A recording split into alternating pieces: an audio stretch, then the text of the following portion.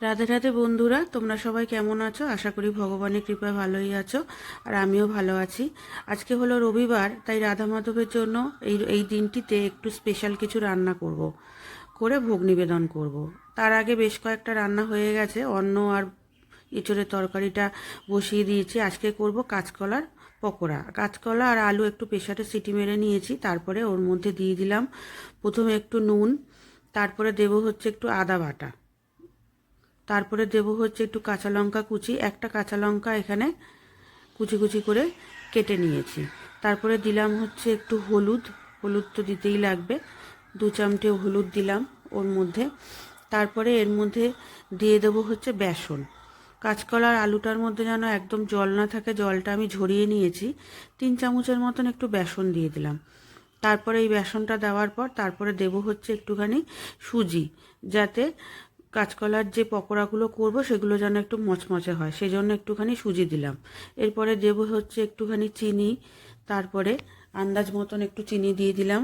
আর আমার ঘরের যে ভাজা একটা মশলা তৈরি করা থাকে, সকলেই জানো তোমরা, সেই ভাজা মশলাটা দিয়ে ভালো করে ওটাকে মেখে কিছুক্ষণ স্ট্যান্ডিং পয়েন্টে রেখে দিলাম, যাতে সুজিটা একটু নরম হয়। আর এদিকে ইঁচড়ের তরকারিটাও হয়ে এসছে।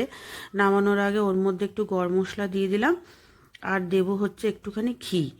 জলটা টেনেও গেছে। তারপরে একটুখানি নাড়াচাড়া করার পর তারপরে ইঁচড়ের তরকারিটা আমি নাবিয়ে নেব।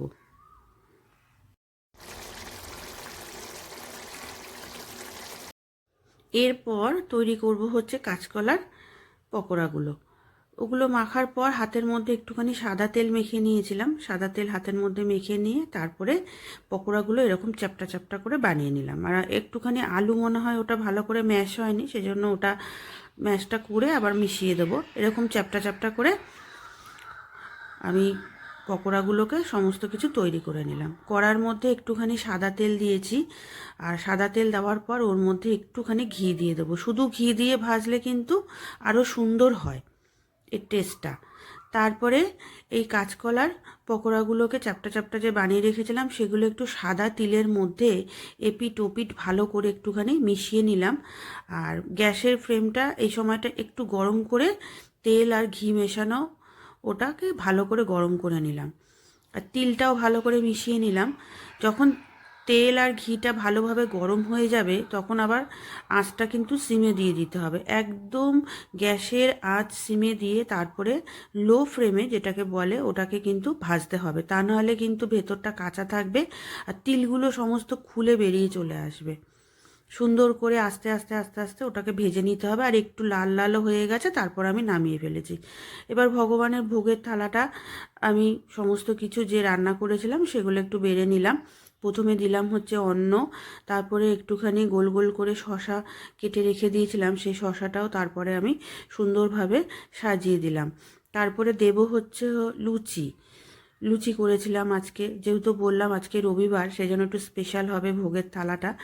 তারপরে হচ্ছে কাবলি ছোলা দিয়ে সুন্দরভাবে একটুখানি ঘুগনি করেছি, কাবলি ছোলার ঘুগনি। এরপরে দেব হচ্ছে পটল ভাজা, পটল ভাজা করব।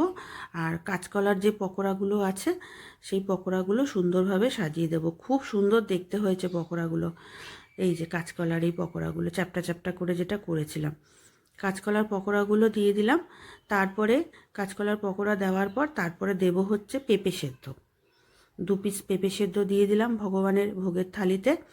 এরপরে দেব হচ্ছে ডাল।